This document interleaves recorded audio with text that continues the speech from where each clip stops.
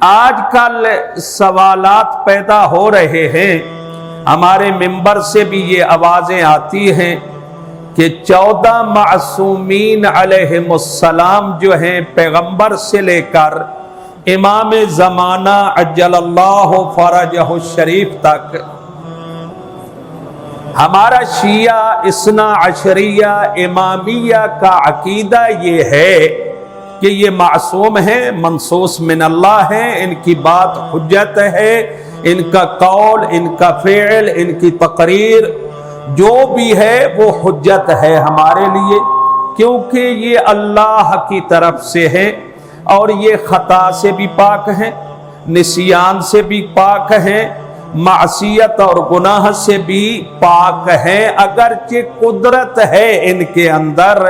کہ یہ گناہ کے مرتکب ہوں، لیکن عصمت معنی ہے، عصمت کا معنی ہی معنی ہے، ایک ڈھال ہے جو ان کے سامنے ہے، جس کی وجہ سے یہ معصیت خدا نہیں کرتے۔ لیکن ملائکہ بھی معصوم ہیں، ملائکہ کی عصمت اور ان کی عصمت میں فرق یہ ہے کہ ملائکہ معصوم ہیں، ان میں طاقت اور قدرت نہیں ہے کہ معصیت کر سکے۔ اللہ نے جن کو رکھا ہے کہ قیام میں رہو، قیام میں ہے، رکوع میں رہو، رکوع میں ہے، جیسا کہ مولا کائنات نے نہج البلاغہ میں فرمایا ہے کہ ملائکہ کچھ ایسے ہیں جو رکوع کی حالت میں ہیں، وہ قیام نہیں کرتے، قیام والے رکوع نہیں کرتے، سجدہ والے رکوع نہیں کرتے، جس کی کوئی ڈیوٹی اللہ نے لگائی ہے وہیں پہ ہے۔ تو کمال عصمت یہ ہے کہ ملکہ ہونے کے باوجود، طاقت ہونے کے باوجود گناہ نہ کیا جائے۔ تو ہمارے ائمہ کی عصمت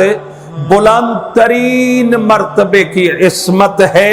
اور رفعت رکھتی ہے۔ جیسا کہ مثال مثلا دے دوں، اب ایک آدمی ہے ہی نابینا، ملائکہ کی عصمت اس طرح ہے ہی نابینا، اور وہ کہے کہ میں کسی غیر محرم عورت کی طرف دیکھتا ہی نہیں ہوں، ارے یہ تیرا کمال نہیں ہے۔ ایک آدمی لنگڑا ہے، دونوں پاؤں سے معذور ہے، وہ کہیں چل کے جا ہی نہیں سکتا، وہ کہے سینہ تھاپ کر کہ جناب میں آج تک غلط کام کی طرف چل کر نہیں گیا۔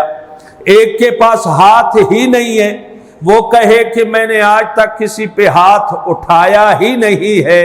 یہ کمال نہیں ہے۔ کمال یہ ہے کہ ہاتھ رکھتا ہو، پاؤں رکھتا ہو، آنکھیں رکھتا ہو، لیکن ہاتھ کسی پہ نہ اٹھائے اور غلط قدم بھی نہ اٹھائے، غلط نظر بھی نہ کرے، اس کو کمال کہتے ہیں۔ اور یہ کمال ہمارے ائمہ طاہرین میں پایا جاتا ہے، جو کہ